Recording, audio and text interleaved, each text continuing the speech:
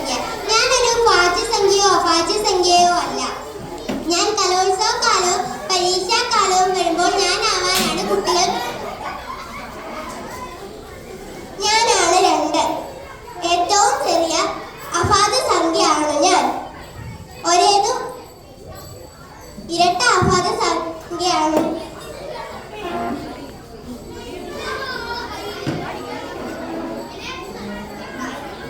ഞാനാണ് 3.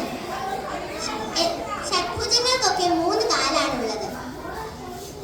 ഞാൻ ഒറ്റ സംഖ്യകളിൽ ഞാൻ രണ്ടാമനാണ്. ഹായ് കൂട്ടുകാരെ, ഞാൻ 4. മേശകളുടെയും കസേരകളുടെയും കാലുകളുടെ എണ്ണം ഞാനാണ്.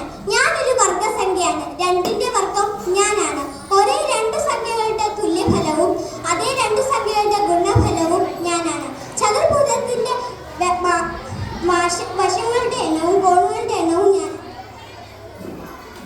ഹായ് കൂട്ടുകാരെ, ഞാൻ 5. പാണ്ഡവരുടെ എണ്ണവും ഞാനാണ്. പഞ്ചഭുജത്തിലും ഞാനുണ്ട്. പഞ്ചപദ്ധതിയിലും പഞ്ചശീലകളിലും ഞാനുണ്ട്. ഞാനൊരു അഭാജ്യ സംഖ്യയും ഫിബൊനാച്ചി സംഖ്യയുമാണ്. 5 കൊണ്ട് എന്നെ ഗുണിക്കാൻ വലതുഭാഗത്തെ 0 ചേർത്താൽ മതി. ഞാൻ 6. ഞാനൊരു ഇരട്ട സംഖ്യയാണ്. എണ്ണൽ സംഖ്യകളിൽ 6ാമത് ഞാനുണ്ട്. 2ന്റെയും 3ന്റെയും ഗുണിതമാണ് ഞാൻ. 2ന്റെയും 3ന്റെയും ഗുണിതമാണ് ഞാൻ. ഞാൻ 7 സപ്തസമുദ്രങ്ങളിലും സപ്തവർണ്ണങ്ങളിലും ഞാനുണ്ട്. ഞാനൊരു അഭാജ്യ സംഖ്യയാണ്. 7 കടലുകളിലും ഞാനുണ്ട്. കടലിന്റെ നിറങ്ങളുടെ എണ്ണം 7ആണ്. ആഴ്ചയിൽ ദിവസങ്ങളുടെ എണ്ണവും 7ആണ്.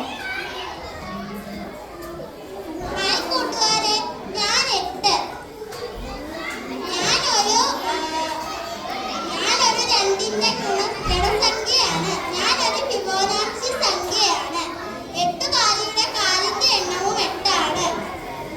അഷ്ടദിക്പാലകർ എന്നുള്ള വിശേഷണവും പറയുന്നു. Thank you.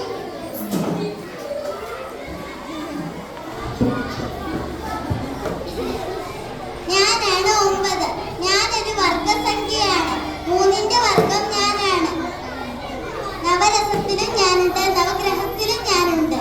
എന്നെ തിരിച്ചിടുമ്പോൾ 6 ആകും. ഏറ്റവും വലിയ ഒരൊറ്റ സംഖ്യ ഞാനാണ്. എന്റെ ഗുണിതങ്ങളാകുന്ന സംഖ്യകളുടെ തുക 9 ആണ്.